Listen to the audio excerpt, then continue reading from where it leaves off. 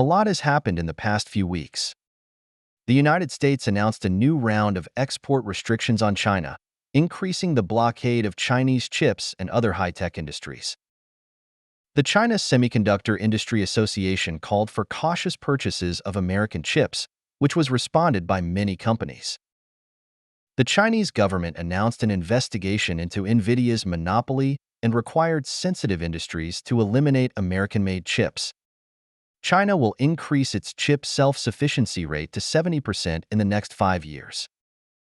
Huawei released its latest mobile phone chip Kirin 9020, which uses a mature 7nm process and has performance at the level of Apple A13. Huawei also announced that it will mass-produce Huawei Ascend 910C AI computing chip that rivals NVIDIA H100 in the first quarter of 2025. At the same time, the Chinese government has also blacklisted many American companies. Companies that participate in sanctions against China in the future may be sanctioned by China at any time. Most importantly, China announced that it would strengthen controls on rare earth exports to the United States. Elements that play an important role in the semiconductor field, such as gallium and germanium, will be much more difficult and costly for the West to obtain. In other words, before Trump took office, China had already begun to take action to demonstrate its counterattack capabilities. Outside analysts believe that China's chip self-sufficiency rate is about 20% to 30%, and it is difficult for the Chinese government to increase the chip self-sufficiency rate to 70%. However, this calculation method is actually based on the transaction amount, which does not reflect the real market situation. For example, the price of an NVIDIA H100 is as high as tens of thousands of US dollars, which can buy hundreds or even thousands of low-end chips. High-end chips, such as those required for mobile phones, AI, and cloud computing, are very expensive, but they do not have to be updated frequently. By adjusting algorithms and optimizing hardware architectures, the performance of existing chips will still be sufficient in the next few years. China has won the competition for mature chips above 28 nanometers and has become the world's number one. This advantage is still expanding rapidly, and its production capacity will soon reach 40% or even more of the world. In the high-end field, SMIC's 7nm process has been updated to the third generation, supplying a large number of Huawei's mobile phone chips and 5G chips, and is preparing to expand production capacity to produce Huawei's AI computing chips. China has purchased a large number of ASML DUV lithography machines in the past few years, which can rapidly expand China's production capacity of advanced chips below 14 nanometers under existing conditions. China has also purchased a large number of chip manufacturing equipment from Japan to try different manufacturing processes. China's own research and development of alternative products is also progressing rapidly. In the future, it will be difficult to break through to 3 nanometers and 2 nanometers, but it is possible to achieve TSMC's 5 nanometers process performance.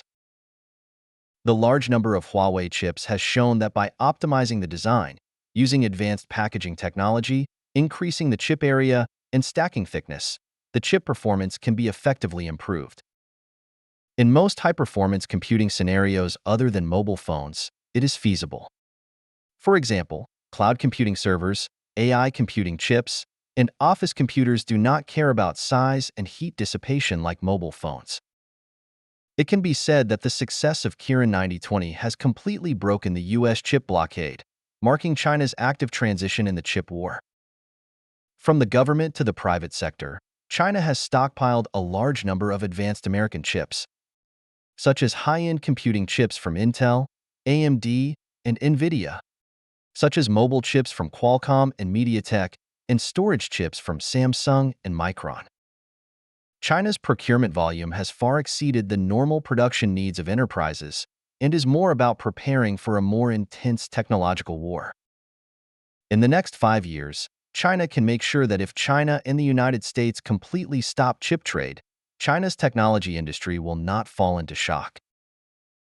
At the same time, the United States is also hoarding resources such as graphene and rare earths to prepare for China's technology export controls.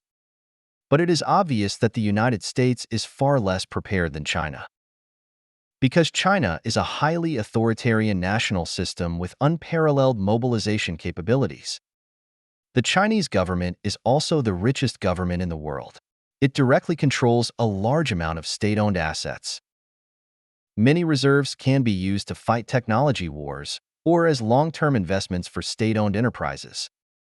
Even if they suffer huge losses, state-owned enterprises must follow government orders, which the U.S. government cannot do.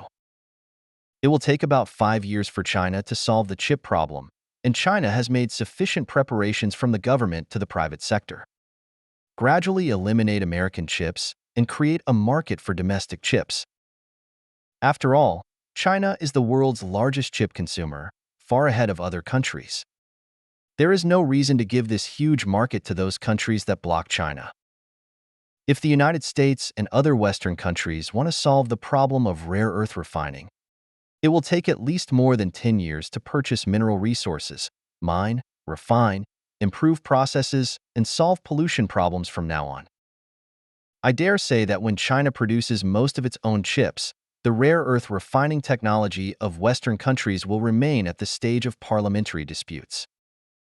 At that time, it is not China that imports Western chips at high prices, but Western chip companies that worry about who to sell their chips to. And they will face the cost advantage of Chinese chip companies, which will be an industrial tsunami like the automobile industry. What awaits them will be an endless winter.